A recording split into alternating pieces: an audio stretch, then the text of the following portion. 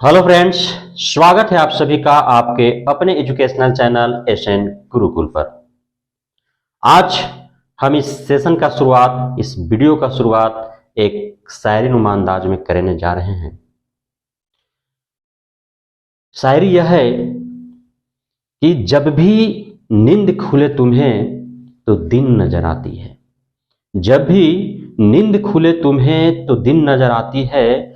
उस दिन के तुम्हारे उटपटांग फैसलों से मेरे जीवन में अंधकार छा जाती है। आज वर्तमान में सरकार का यही रवैया है, चाहे वो सरकार कहीं का भी हो।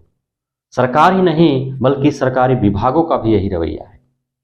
उसे जब जी जाता है, उसे लगता है कि वो जो करने जा रहा है वो बेहतर है, और उसके उस बेहतरी के चक्कर में हमारा जो है जीवन बदतर होते जा रहा है। आज प्रत्येक विभागों में रिक्तियां हजारों की संख्या में, लाखों की संख्या में खाली पड़ी है, और जो विभाग है, जो सरकार है, वह उन रिक्तियों को भरने के बजाय उटपटांग जो है वो विजन देते रहती है, और उस उलझन में जो है वो विद्यार्थी फंसे हुए हैं, अभ्यर्थी फंसे हुए हैं। और अभ्यर्थी और विद्यार्थी का आगे का भविष्य क्या होने वाला है, उनका पूरा जीवन ही अंधकारमय है। वो सोच और समझ नहीं पा रहे हैं। तो आखिर हमें इस वीडियो को लाने का मकसद क्या है, क्यों ऐसा कहना पड़ रहा है? ऐसा थोड़ी है कि हम सो करके जब भी उठे तो दिन ही हो, ऐसा नहीं है। आप 6 बजे शाम में सो जाते हैं, 12 बजे उठ जाते हैं, तो 12 बजे सूर्योदय नहीं हो जाएगा। भले ही आपके घर जो है वो बिजली के बल्ब के रोशनी से चकाचौंध हो, इसका मतलब ये नहीं है कि वो जो रोशनी है वो सूरज का प्रकाश है, और जो पूरा है वो दिन का उजाला है। वो तो उस जो आपकी गलत फहमी के वजह से जो है वो आपका जो गलत डिसीजन होता है, उसके वजह से जो है आपके गलतियों के कारण, आप विभाग और सरकार के गलतियों के कारण जो है अभ्यर्थियों और विद्यार्थियों का भविष्य जो अंधकारमय हो रहा है। तो इसलिए आप कोई भी डिसीजन लें या कोई भी आप फैसला लें, कोई भी विभागीय फैसला लें जिसका असर पब्लिक पर पड़ने वाला है, उसका पहले जो है आप नोटिफिकेशन दें कि हाँ, आगे जो है आने वाले समय में ऐसा होने वाला है। इसलिए आप इस तरह से अपना जो है फ्यूचर प्लानिंग कीजिए। अब जब मन में आ जाता तब कोई सुधार और कोई बदलाव ला देते हैं, और उसका असर क्या पड़ेगा आगे आने वाले भविष्य पर, आप उसकी चिंता नहीं करते हैं। फिर जो है कोर्ट कचहरी का मामला जो है वो पड़ जाता है। लोग धरना, प्रदर्शन, आंदोलन करने में अपना समय जाया कर देते हैं, और आप जो है सिर्फ चुनावी मुद्दा बना करके और अपना जो है राजनीतिक रोटी सेकते हैं। तो मसला क्या है इस वीडियो में जो हमने आपको बताने जा रहे हैं, एक फैसला आया है, और वह जो फैसला है वह सीटेट वालों को लेकर के है। अब बिहार में 7वें चरण शिक्षक बहाली का इंतजार वर्षों से कर रहे हैं, और उम्मीद है कि 2024 में लोकसभा का चुनाव है, 2025 में फिर बिहार विधानसभा का चुनाव है, और इसी बीच जो है उनकी बहाली हो जाएगी, उनकी नियुक्ति हो जाएगी। अब मामला यह है कि क्या सीटेट 2022 में जिन्होंने सीटेट क्वालिफाई किया है, क्या वे 7वें चरण का जो बहाली आने वाला है बिहार में, उसमें शामिल हो पाएंगे कि नहीं हो पाएंगे? मसला यह है कि 2018 का साल था। बीएड, डीएलएड, जो भी लोग जो है टीचर ट्रेनिंग में स्नातक कर रहे हैं, डिप्लोमा कर रहे हैं, तो अब उस समय 2018 में जो है, चूंकि उससे पहले जो स्नातक ग्रेड का जो भी टीचर ट्रेनिंग कर रखे थे, बीएड या बीएड, बीएससी एड, तो वो जो है प्राइमरी टीचर नहीं बन सकते थे। 2018 में नींद खुला एनसीटी का, किसका? एनसीटी का, कि जो बीएड वाले हैं उनको भी प्राइमरी टीचर के रूप में नियुक्त कर सकते हो, और उन्होंने जो है घोषणा कर दिया कि बीएड वाले अब जो है प्राथमिक शिक्षक के रूप में एलिजिबल हैं, वो प्राथमिक शिक्षक बन सकते हैं। अब जब ये फैसला आया एनसीटी का, तो बीएड जो भी किए हुए थे उनको उम्मीद जगा, क्योंकि प्राइमरी टीचर के रूप में प्राथमिक विद्यालयों में रिक्तियां प्रत्येक राज्यों में काफी है, और उसके ऊपर आप जाएंगे टीजीटी और पीजीटी के रूप में, तो रिक्तियां थोड़ी कम है। बहाली आती है लेकिन रिक्तियां थोड़ी कम है। तो उससे लगा बीएड वालों को, जो जिन्होंने बीएड कर रखा था, कि अब जो है हम शिक्षक बन जाएंगे फाइनली, भले ही प्राइमरी टीचर का ही क्यों ना बने।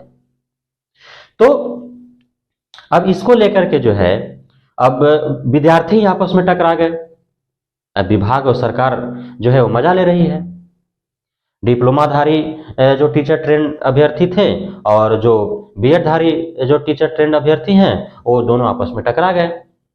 अब ये जो मसला है वह कोर्ट तो गई। सभी राज्य में जो डिप्लोमाधारी जो है टीचर ट्रेंड बच्चे हैं, वो अपने अपने राज्यों में हाईकोर्ट तक इस मामला को लेकर के गए कि हमारे साथ अन्याय हो रहा है, प्राथमिक के लिए हमें ही सिर्फ एलिजिबल समझा जाए, बीएड वालों को नहीं समझा जाए।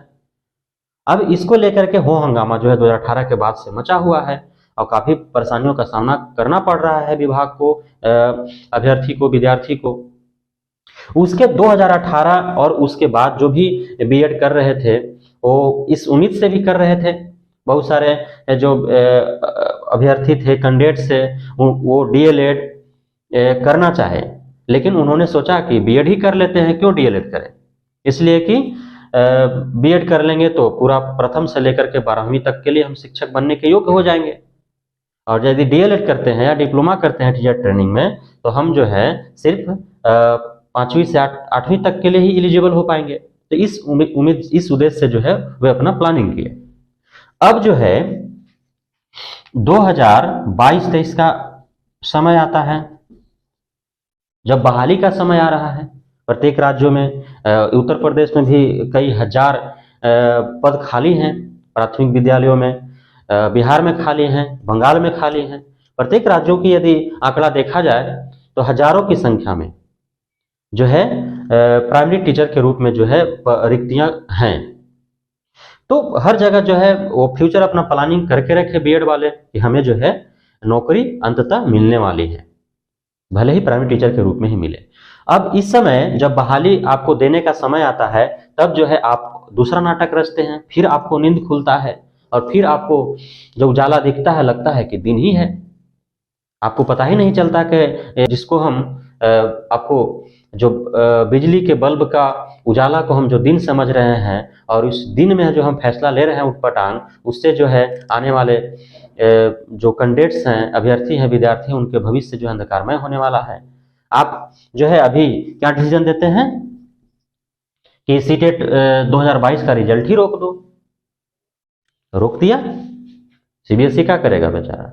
हाई कोर्ट का, सुप्रीम कोर्ट का आदेश आएगा तो क्या करेगा विभाग?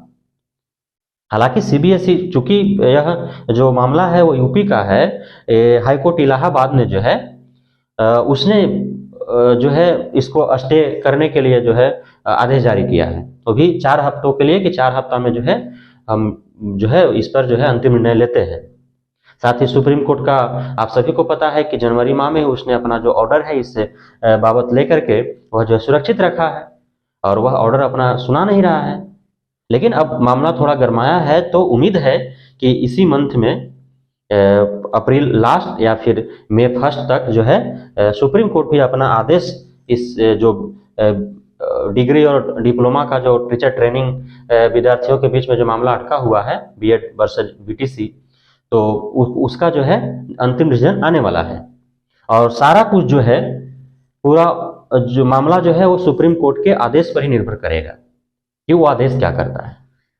तो अब जो है 7वां चरण शिक्षक बहाली की यदि बात लिया जाए, तो चूंकि अब उसको डिले तो ऐसी सरकार कर रही थी, अब जो है उसको एक और बहाना मिल गया। अब जो है विद्यार्थी भी, अभ्यर्थी भी जो है अब इसको लेकर के शांत है कि भाई जब रिजल्ट ही नहीं आएगा, जो इस बार जो पास किए हैं उन लोग भी मना रहे होंगे कि भाई बहाली अभी ना आवे जब तक कि अंतिम डिसीजन नहीं आ जाता है सुप्रीम कोर्ट का, या फिर सीटेट जो है जब तक रिजल्ट जारी नहीं करता है। तो ये जो मामला है वो पूरा विद्यार्थियों, अभ्यर्थियों आपस में ही जो है उलझाने का मसला है, और आपस में ही उलझा दिया गया है। बीएड वर्सेस बीटीसी, सीटेट जो अभ्यर्थी पास हैं कि प्राथमिक वर्सेज अपर प्राथमिक, या जो है आपका जो सेकेंडरी और अपर सेकेंडरी है, तो इस तरह से जो है मसला पूरा उलझा दिया गया है। अब 2022 में जो जिन्होंने क्वालिफाई किया सीटेट, उनको जो है अब परेशानी हो रही है, उनका चिंता हो रहा है कि वे जो है 7वें चरण शिक्षक बहाली में शामिल हो पाएंगे कि नहीं हो पाएंगे। तो अब क्लियर है, चूंकि अभी आपको जो है कोई ऑफिशियल नोटिफिकेशन देखने को नहीं मिला है और अभी उम्मीद भी नहीं है कुछ दिनों तक कि 7वें चरण शिक्षक बहाली को लेकर कोई सरकार की तरफ से जो है वो पॉजिटिव कोई सुनने को मिले न्यूज।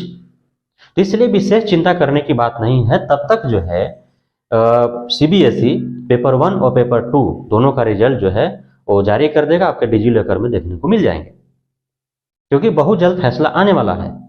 और जहां तक बीएड की बात है तो बीएड वाले निश्चिंत रहें, उन फैसला जो है उनके पक्ष में ही आने वाला है, ऐसा उम्मीद करते हैं और हम ऐसा प्रे करते हैं आपके लिए, बीएड वालों के लिए, कि सभी जो हैं और सभी को जॉब मिले, सभी का जीवन खुशहाल हो, सभी का बीवी बच्चा माता पिता परिवार खुश रहे।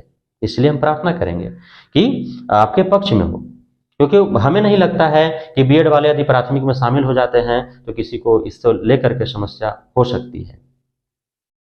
तो इसलिए जहां तक मसला है कि 7वां चरण शिक्षक बहाली 2023 जो आने वाली है, उसमें सीटेट 2022 वाले शामिल हो पाएंगे कि नहीं हो पाएंगे, तो मैं फिर एक बार आपको स्पष्ट रूप से बता देता हूं कि आप शामिल हो रहे हैं। क्योंकि पहले जो है आवेदन लिए जाएंगे, आपको आवेदन करना है, तो उसका रिजल्ट तो ऑलरेडी जारी हो गया है, उसका जो है प्रमाण पत्र भी आपको नहीं मिले हैं, तो आवेदन करते समय प्रमाण पत्र की आवश्यकता नहीं है, आपको आवेदन कर देने हैं। प्रमाण पत्र की आवश्यकता डॉक्यूमेंटेशन के टाइम में, काउंसलिंग के टाइम में है, तो अभी आपके पास बहुत समय है। तब तक जो है इसी बीच जो है सीटेट का रिजल्ट जारी हो जाएंगे। सीबीएसई भी प्रयास कर रही है और हाई कोर्ट या सुप्रीम कोर्ट जो है वो उसे भी मात्र 4 हफ्ते का जो है वो समय लिया गया है, तो इसी बीच जो है सब कुछ आपके सामने क्लियर आ जाएगा। तो वीडियो के अंत तक बने रहने के लिए आप सभी को बहुत बहुत धन्यवाद। इसी प्रकार हमारे प्रत्येक वीडियो को आप प्यार देते रहिए, और जो भी भाई बंधु बहना हमारे चैनल को सब्सक्राइब नहीं किए हैं वो सब्सक्राइब करके बेल आइकन दबा लें, ताकि आपका हर समस्या का समाधान यहाँ पे मिल सके। आपकी हर समस्या जो शिक्षा विभाग को 7वें चरण शिक्षक बहाली को लेकर के है, उससे जुड़ी आप समस्याओं को हमारे कमेंट बॉक्स में आप लिख करके भेज सकते हैं। हम उस पर जो है यथासंभव और संतोषजनक जो है जवाब देने का प्रयास करेंगे। यदि यह सेशन अच्छा लगा हो तो आप लाइक करें, कमेंट करें। धन्यवाद।